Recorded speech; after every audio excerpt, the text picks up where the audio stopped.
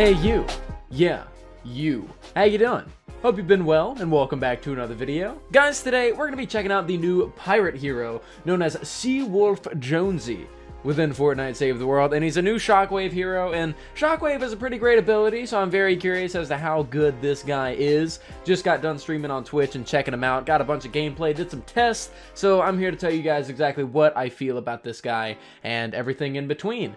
Before we jump into it, I just want to give you guys a little bit of an update concerning the charity thing that we're doing. Last month alone, we raised over $400, and we haven't donated any of that to charity yet. I want this thing to go for at least like 3 to 4 months. But in April, you guys raised $400 alone using my G Fuel code, and I really do appreciate that. And I just want to give a quick shout out to Home Base Serenity for being one of those people that just kind of went a little bit crazy, and I freaking appreciate it, man. For those of you guys that don't know, we're doing a charity drive where if you guys use my G Fuel code, 100% of the proceeds go straight to St. Jude Children's Hospital, and I match the money as well to basically double it by the end of the charity drive. And yeah, it's a pretty awesome thing. Thank you guys so much for the support thus far, and let's go ahead and jump into the video. Okay, so as I said at the beginning of the video, today we are going to be talking about Seawolf Jonesy within Fortnite Save the World. And of course, this is the new, soldier, Shockwave, pirate guy that has come to the game. And if you do want to get your hands on this guy, you can actually get him from the event store for 2,800 gold. He actually also came alongside the bundle bus, which is 1680, and I know a lot of you guys have been missing out on that. So if you do want to get the bundle bus, 1680 gold. If you want to get this guy,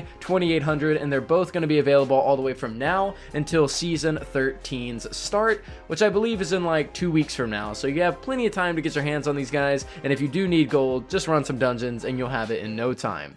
Now, Seawolf Jonesy is pretty interesting, as whenever we take a look at his standard perk, it's a pretty god tier, standard perk for stuff like an ability build. He's actually going to increase your shockwave damage by 55%, which is great for shockwave builds. And you'll see a lot of people running these types of builds, especially in stuff like dungeons, but having that extra damage increase is pretty great. Basically, you're going to use shockwave to get a bunch of the enemies off of you, push them back, as well as kill a lot of the smaller guys. And having that extra damage is always something that's great. You're always looking for extra damage in pretty much anything that you do. Now, the commander perk is where things get a little bit interesting. It's called High Tide Plus, and basically it increases your shockwave damage by 55%, and additionally it gives you a second shockwave to activate immediately after the first one. And basically what this looks like is it kind of looks like you're playing leapfrog but with a grenade in your hand. So you just jump and shockwave, and then you just jump and shockwave immediately after outside of your control when you are using this guy. And basically, like, the concept there is that you're getting the 55% extra damage as well as the extra shockwave on top of that, which is going to give you a whole nother shockwave with a whole nother 55% extra damage on it, and as well as the buffs that you give your shockwave. So stuff like the increased blast radius and the eggs that are going to come off of it and everything like that. So that's the concept of it. We'll go in more more in depth about how it's really going to work outside of what it's supposed to do. The hero loadout that I ended up using was Seawolf Jonesy and the commander with Happy Holidays and Team perk. Happy Holidays is going to reduce cooldown. You're absolutely going to need it for any ability kind of build that you're doing. The support team, I have Escape Artist, which will give us faster movement speed after a slam. Power Impact gives us the larger radius. Doppler Effect gives us the lower cooldown. Explosive is going to give you, well, eggs. And Survivalist, we're going to be up close and personal. Might as well get some health in there, but really you can basically slap anything you want right there. Now, whenever it comes to how this actually works in practice, Seawolf Jonesy on paper sounds great. You get the 55% extra damage on top of a second, shockwave. That's a lot of damage going on top of your first one, and then having a second one on top of that. However, in practice, this really isn't the best thing. As we discussed earlier, whenever you are using Shockwave, the number one thing is to get a group of enemies off of you. And if you are using this guy as your commander, it already does the job with the first slam. Chances are you're going to have a bunch of Husky Husks, you're going to have a bunch of Husklings, and just normal Husks, and when you do your first slam, you're going to get them all off of you, and for the most part, all of them are going to die after the first one, meaning that the second one is pretty much all but useless because you barely even move out of the area you were already in. Now, so the main thing here would be like, well, okay, maybe it's not meant for AoE, right? It's obviously giving you a lot of damage. Maybe it's used for the higher health enemies, stuff like smashers. And if you try to test it on a smasher, It's probably going to make you laugh. Basically, you know, you get the 55% extra damage on top of 2 shockwaves per 1 use, and it's still going to take you slamming on the ground like 8 different times to get rid of a physical smasher, you know, in a full squad at a 140. So, you know, whenever I say 8 times, that means 4 activations, which means I activate it once, slam twice, activate it twice, slam twice. So basically, you're going to slam 8 times. You're only activating the ability 4 times, but it's going to take you a while to really get rid of a high health target, meaning that the damage there isn't, the extra shockwave really isn't going to do you much. You get the damage bonus, that's great. You clear out all the enemies, and then your second shockwave really isn't needed. Now, what I will say is that this will still find its use, especially in places like encampments and in dungeons, where enemies are pretty much just constantly on top of you. However, in the base game, right, let's say you're just defending an area, 9 times out of 10, you're not really going to need it unless you got like 30 billion husks that are like built up on one wall. Now, just because I said that about Seawolf Jonesy and said that his commander perk is just kind of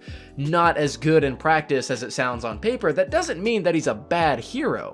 Now, because he is a new hero, I'm reviewing him as a commander, but let me just give you guys a secret. This guy is god tier in the support team, especially for somebody like Shock Trooper Renegade. Shock Trooper Renegade being the guy that's going to decrease your shockwave cooldown by 56% on top of, you know, happy holidays and everything like that. You take the hero loadout that I showed you earlier, you swap Seawolf Jonesy with Shock Trooper, you're looking at a pretty hefty loadout whenever it comes to just shockwave after shockwave after shockwave. And the great part about it is that you're actually able to move around and get your shockwave somewhere else. Whereas with Seawolf Jonesy, you shockwave once and then immediately do it a second time, and 9 times out of 10, either no enemies are there or the damage that you're doing just isn't going to be sufficient compared to what you can do with any of your actual weapons. So whenever it comes to Seawolf Jonesy, is he good? Yes. As a commander? No. As a support? Yes. So definitely use this guy with Shock Trooper Renegade. Anyone can get Shock Trooper Renegade. He is a base game hero. So for those of you guys that are, you know, worry about like stuff like Happy Holidays, like, hey, I don't have the team perk, Shock Trooper Renegade is amazing for that decrease in cooldown, and he's somebody that you can just get right out of the collection book or any of the llamas. Use Shock Trooper Renegade as your commander, use Seawolf in support, and I promise you, you will find great success. But that's pretty much it for this video and everything that I really have to say about Seawolf. I mean, it's a pretty open and shut case overall on what I think about this hero. I think he's great, but, you know, whenever it comes to him as a commander, he's not going to be seeing much use out of me. But if I'm playing dungeons and I want to get a lot of slams in there, and I want them to hit hard, I'm going to use this guy. But just don't think that you're going to be using these double shockwaves in the best way possible outside of dungeons and outside of encampments. Because if you're trying to do it against something with high health bars or something like that, or, you know, just in a group of enemies, chances are you're going to clear the enemies with your first shockwave and the second one's going to be worthless, or you're going against a high health target and it's just not really gonna be the damage that you desire. But guys, that's gonna be it for me in this video and everything that I have to say about Seawolf Jonesy. Now, quick little update about the channel. For those of you guys that are curious about what videos you guys are going to be seeing, because I haven't uploaded in a while, mainly because new content and communication has been like really low, there will be a new video after this one that won't be related to the new pirate hero. As you guys know, we are going to have Freebooter Kim come out sometime in the future, you know, sometime next week and stuff, and that's great. I will have a video out between now and when that character actually drops, so have no worries about, you know, going in a long streak without videos. I've been uploading a lot to my second channel to kind of compensate for it, but whenever it comes to Save the World content, I do have a video plan. My grandmother passed away, you know, like a week ago, and it kind of put a stick in the road for that video specifically, but I promise there will be more consistent content coming up, so definitely stay tuned. But guys, that's pretty much it for me. Thank you for watching. I'll see you all next time.